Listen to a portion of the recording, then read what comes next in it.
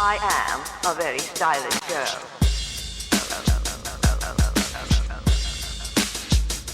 Hey everybody, Tribal Butterflies back again.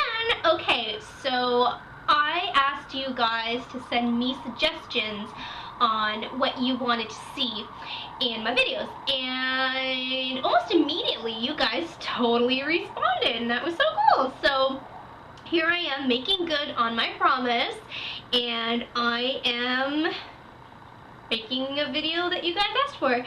So today's video goes out to Beana Baby 12. So her suggestion or her question was, can you please do a tutorial on knitting? Because obviously she saw my videos with my hats and my scarves and stuff, so obviously I can knit.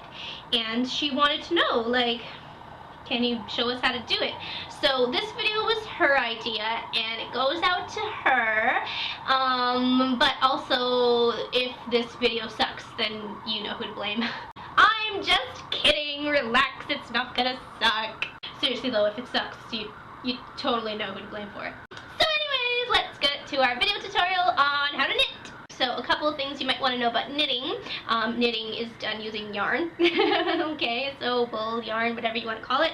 Yarn can come in different sizes. You can get regular thickness, really thin, really thick. There's tons of different ones you can get, and the thickness in the knitting world is called gauge. And depending on what gauge of yarn you use will determine what knitting needle you're best suited for using. And if you want to know what knitting needles are, here they are. There are many different sizes of knitting needle, and obviously you're going to want to use thicker knitting needles, like these two sizes here, for thicker wools, and you're going to want to use thinner knitting needles like that size there for thinner wool, and you're going to want to use average size knitting needles like these guys here for average size wool.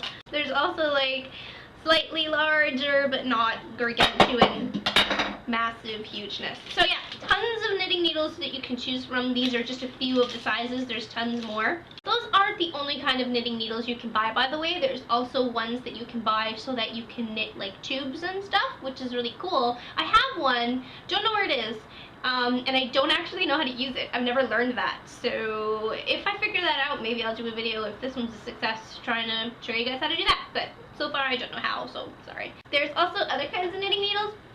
Like this one. This is just like a sewing needle, except it's really thick so that you can put the yarn through it and you can actually sew through the yarn. And what you would use that for is if you want to sew knitted things together. Like for example, whenever I make hats, because I don't know how to make them as a tube or whatever, I have to make them like kind of like a triangle almost, and then fold them and knit them together. So if you need to do anything like that, that's where these guys come in handy, and they're great. You can also get books on knitting, and there's so many out there. I bought this one. I've honestly never used it.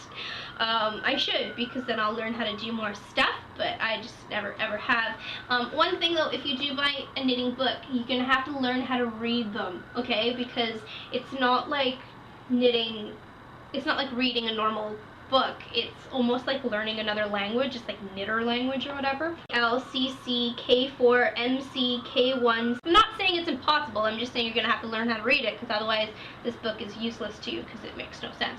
Like, if you know what K3 tog means without me having to tell you, sold. Go buy a book and learn by yourself how to knit. But if you don't know what K3 tog using the last of ST of previous R&D and first two STS of this R&D, yo, K1, MC, KCC, KL, MC, yo, SSSK, K2, end of R&D dash 54 stitches. If you don't know what that means, you're probably going to want to learn. Otherwise, these books, useless. It's not hard to learn. It's actually really simple. You can learn it in like 10 minutes, but I'm just letting you know.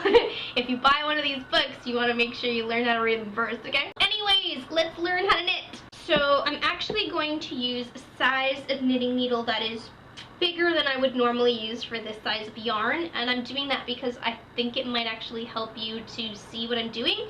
If not, oops, So the first thing you're going to want to do is get the yarn onto the needle, and the way we do that, it's called casting on.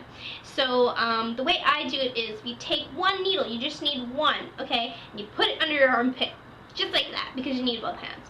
And you take a healthy amount of yarn. You want to start somewhere in the middle, because basically when you're knitting, you're making a whole bunch of knots, okay? So you want to start somewhere in the middle. You can't start at the very end. So you want to start somewhere, I don't know, like maybe 2 feet in, however much you think you're going to need. And when you know how many stitches you're going to cast on, after a while you can kind of eyeball how much yarn you need. What you're going to do is you're going to take it and you're going to loop it like that.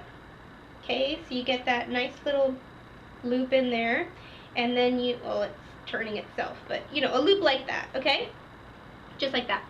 And then you take your yarn and you're gonna push it through a little bit so that it goes like that. Have I lost you already? I hope not. So, make your loop like that, okay? Pull your thread through like that. So you're gonna have that knot, okay? That knot is gonna be like your first knot in your stitches, and put it on your needle and pull. Okay, you've got a knot right there. Once you have that onto your knitting needle, super easy. Let me see if I can show you this. You're literally going to put that piece over there like that. Okay, take your other side, put it around like that. Okay, so just like that, and then this is going under your knitting needle, and then you're going to take that first loop, you're going to put it over the tip, and then pull to tighten. Okay, and you're just gonna do that like over and over and over again. So you're basically just making a bunch of knots, and you can make as many as you want. I'm probably gonna make about 10 because I'm not actually making something, I'm just showing you guys what to do.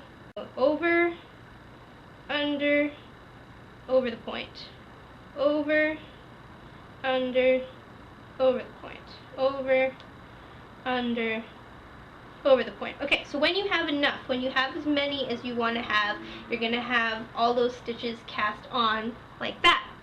The other side, you're going to have all your knots, and you're going to have your threads, okay?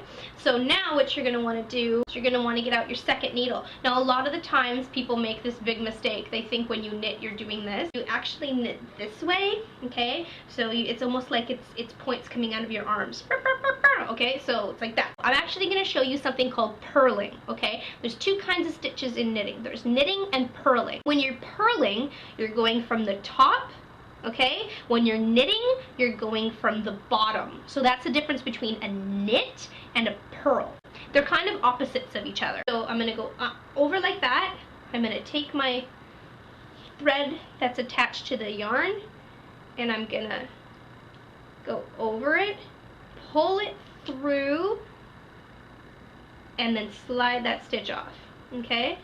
I'm going to go in from the top, take that thread, put it over the needle, pull it through like that, and then over the top.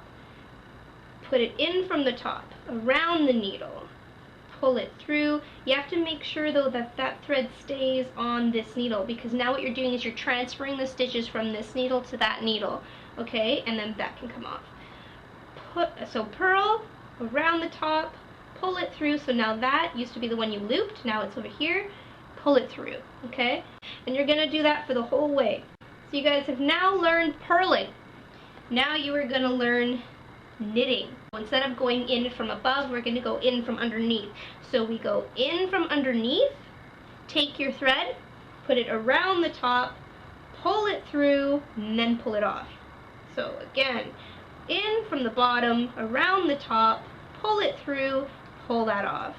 In from the bottom, pull it around the top, through and off. Bottom, around, through, off. Bottom, around, through, off. And you're just gonna keep doing it just like that. So you can see here it's like a lot smoother, right? And then on this side, you've got your knots showing.